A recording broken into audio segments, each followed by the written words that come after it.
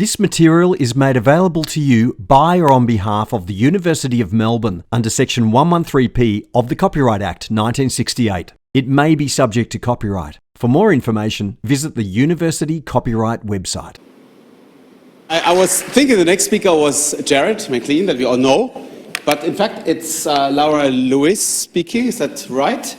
On an exciting topic, namely on realizing potential quantum advantages against classical gradient methods for learning over non-uniform distributions. So thanks for coming, and the stage is all yours.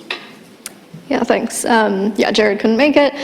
I'll be talking about this paper, Quantum Advantage Against Classical Gradient Methods for Learning Over Non-Uniform Distributions. And this is a joint work with Jarrod, who's here in the audience, and Jarrod.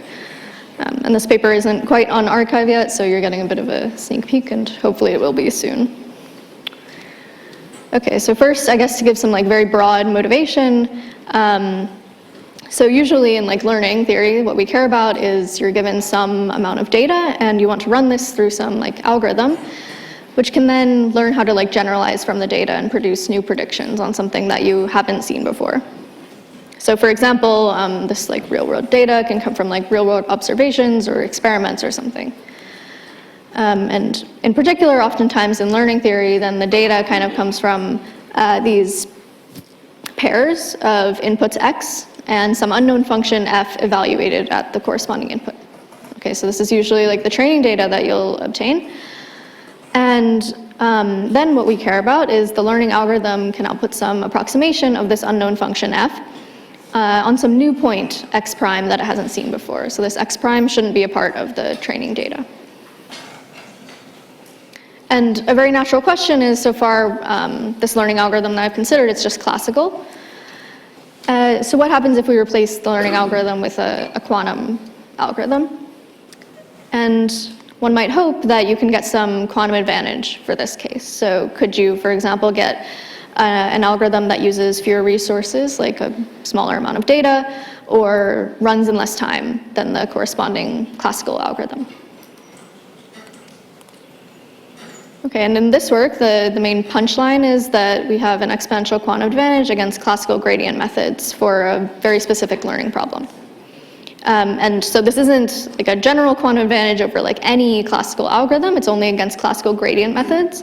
But nonetheless, we think that this is still pretty meaningful because a lot of classical machine learning, for example, neural networks, are considered classical gradient methods. So this is still an advantage against, very powerful classical methods. Okay, so as an outline for the rest of the talk, first I'll go over kind of how quantum computers will access the data in our case, which is the quantum statistical query model. And then I'll define the specific learning problem that we're going to solve, as well as a little bit about the classical hardness result. And finally, I'll discuss our new quantum algorithm.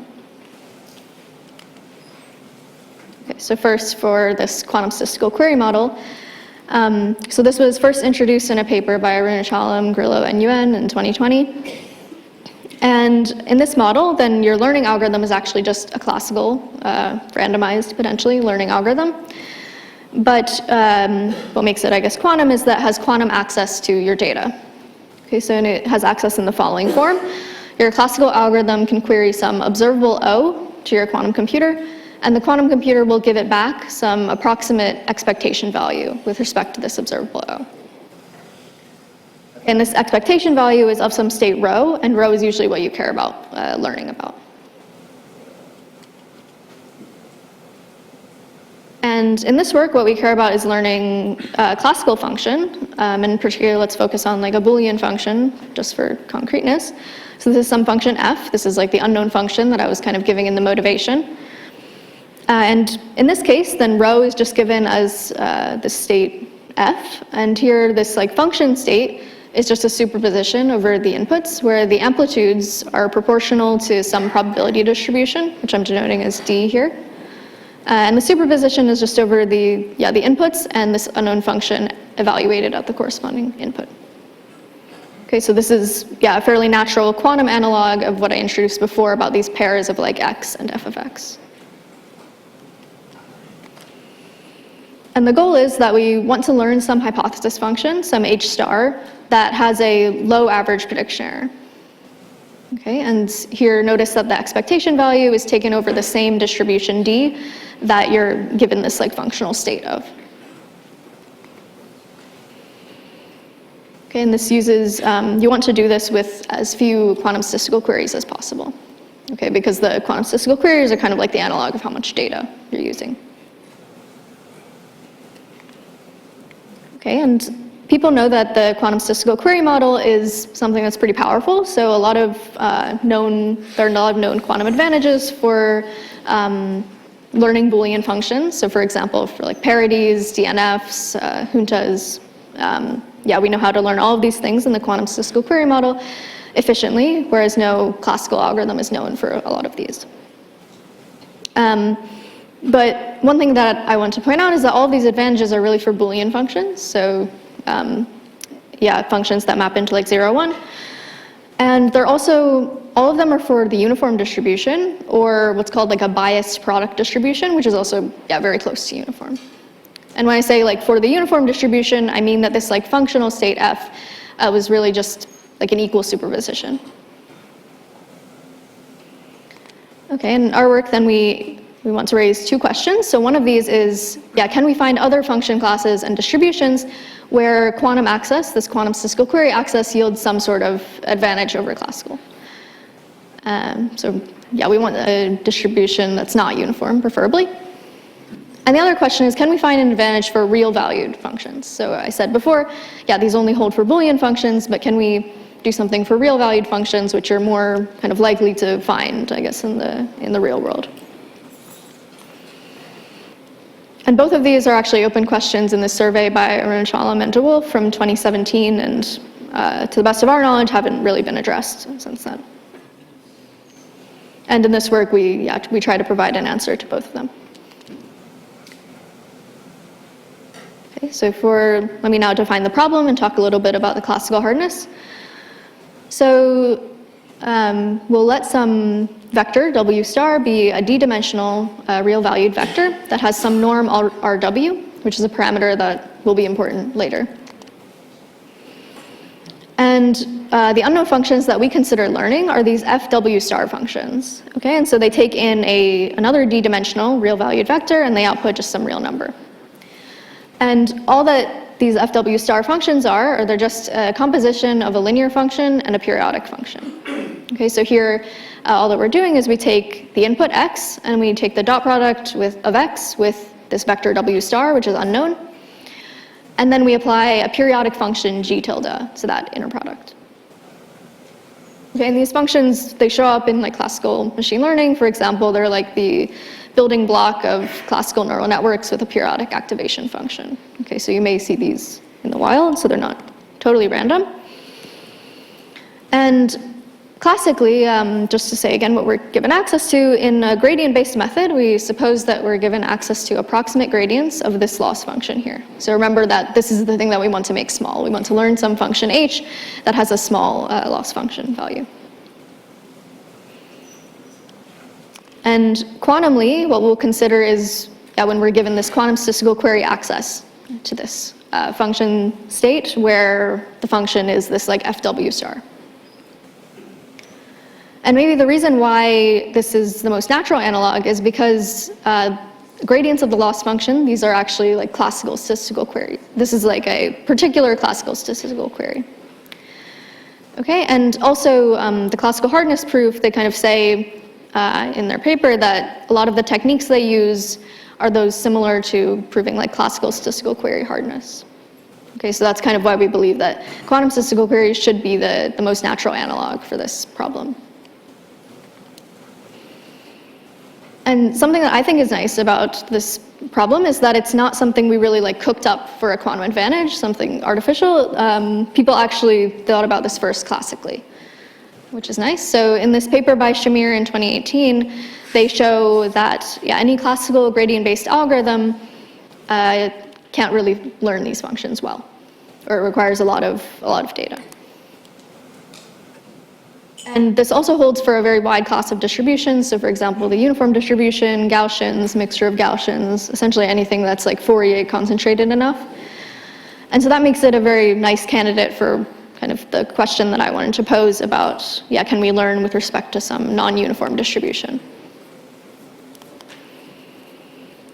And just to state their theorem for a specific case, so this is the case when the distribution is Gaussian, then what they show is that the output of any classical gradient-based algorithm is independent of this W star vector with high probability, unless it iterates a very large number of times. In particular, something that's at least like exponential in D, which was the dimension of W star, and this norm of W star squared.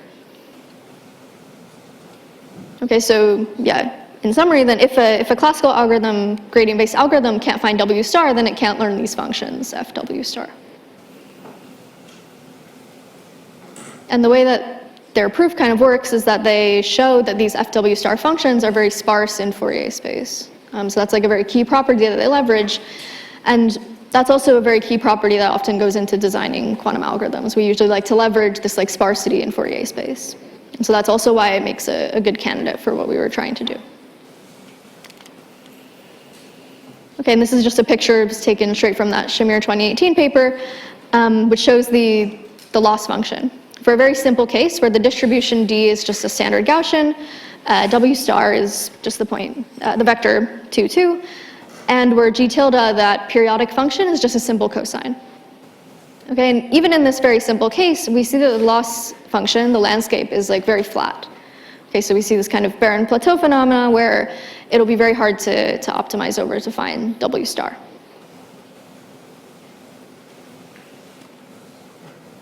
Okay, and yeah, finally, I'll talk about our quantum algorithm. So this is an informal version of our theorem, which says that for a distribution D that's either uniform or Gaussian, then we can design an efficient quantum algorithm that takes quantum statistical query access and achieves this like small loss function value while using only polynomial number of quantum statistical queries and iterations of gradient descent. Okay, so one should contrast this to the classical hardness result, which said that they require exponential in this RW and D, those two parameters, in order to learn. Okay, so meanwhile, ours is only polynomial in RW and D. So this is a good quantum advantage. Okay, and I'll briefly kind of talk about the algorithm. So remember that the function here, this FW star, is just a composition of a linear function and a periodic function. And so what our algorithm is, it's a two-part sort of thing. And in the first part, we learn what W star is, and then we learn what this outer periodic function G tilde is. Okay, and to learn W star, you can actually show that this is basically a period finding problem. So one can show that each coordinate of W star is actually periodic with period 1 over Wj star, where here by Wj star, I just mean like the jth coordinate of this W star vector. Okay, this isn't too difficult to see. So essentially, in order to recover the information about this W star unknown vector, then we can just perform period finding by encoding a Fourier transform into the observable queried in the quantum statistical query. But as kind of a note, this isn't as easy as it sounds, so you can't just use like standard out-of-the-box textbook period finding, because remember our function is actually a real valued function. And one can cook up very bad cases where even if you have a periodic function, once you discretize it, you can actually lose all information about the period. So one has to be very careful about how you choose this discretization so as to not lose any information. And another thing is we did this for the distribution being uniform or Gaussian, and these period finding guarantees in like your standard textbook proof, they only work when your input state is like an equal superposition. Okay, so they don't work at least immediately if you have these Gaussian amplitudes. Okay, so I won't really have too much time to go into these challenges more, but yeah, this is just to say that it's not as easy as it sounds. And for the second part of learning this G tilde function, we suppose that G tilde has the following form. So it can be written as a linear combination of cosines, where the coefficients of the linear combination have one norm equal to 1. And this is an additional assumption to what was assumed in the classical hardness. So the classical hardness, remember, G tilde was just like any periodic function with period 1. But this shouldn't affect the classical hardness, because remember this picture that I showed before from the Shamir 2018 paper, where even for like a single cosine, the optimization landscape still looked like this. Okay, so yeah, we're not worried about this affecting classical hardness. And what's simple is that, yeah, to find G tilde after this, then this is basically just a regression problem, right? We know what G tilde should look like, and it really comes down to finding what these beta star coefficients are. And we can learn them via gradient descent. Okay, and the reason why gradient descent doesn't work like initially with just any classical algorithm is because they don't have any approximation of W star. Okay, so the key is that for the quantum algorithm, yeah, we use that to learn some approximation of W star, and then once we can do that, we can then use gradient descent to learn what G tilde was. Okay, and this part of the algorithm is just purely classical. Okay, so now, yeah, I'll finish up. So in summary, yeah, we get an exponential quantum advantage for learning these FW star functions in the quantum statistical query model. And this is an advantage over classical gradient methods. And yeah, we consider this classically motivated problem. So it was first introduced by classical people trying to study what neural networks can and cannot learn. And we got this guarantee for Gaussian distributions, which is nice. And also, yeah, we consider some real valued functions. Okay, and I'll end with a few open questions. So one is, yeah, can we get similar guarantees for other non-uniform distributions? So the classical hardness result that I mentioned, it actually holds for, yeah, a wider class than just like uniform or Gaussian. So one could wonder if you can extend the results for those. And the second one is, yeah, can we strengthen classical hardness to work against any classical statistical query algorithm instead of just gradient methods? And I think this is something that the classical Shamir paper believes could be true. And yeah, that's all.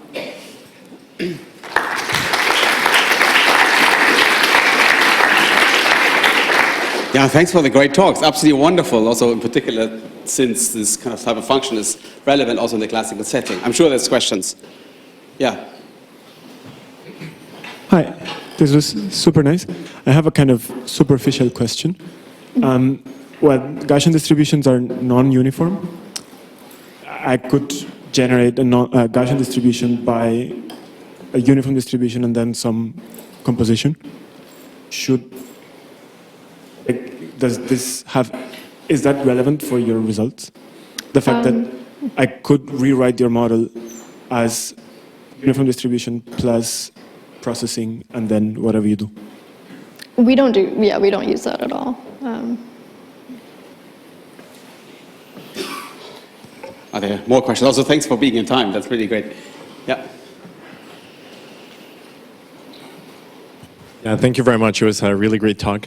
My question is, and maybe I just missed something at the beginning, but Quantum has statistical query access to this quantum oracle, and the classical, is it just gradient based? And in that case, is it the separation just coming from the fact that, QSQ is like super powerful? Yeah, so this is kind of what I was saying about how I think it is the natural analog, because in the classical hardness proof, they're using a lot of techniques for like classical statistical query hardness. So we think that it's not just because, yeah, classical statistical queries are too strong. Yeah, I would believe that the hardness could be strengthened to any classical SQ algorithm. Okay. Maybe following up on this, of course, that's a bit of a devil's advocate question, but if the classical oracle access was also of the type that you would have access to elements of Hessians or something, like higher order information, is it kind of clear how that would change the situation? Like, can you make the battle between quantum and classical a bit more fair to the classical side somehow? Although I love the results, I must say. Yeah, I think that I think it wouldn't help much, because I think what really matters is that like this function FW star is like sparse in Fourier space. Like that's really the key. Okay. And then, yeah, I don't think that any classical techniques could really help against that. Very nice. So let's thank the speaker again. And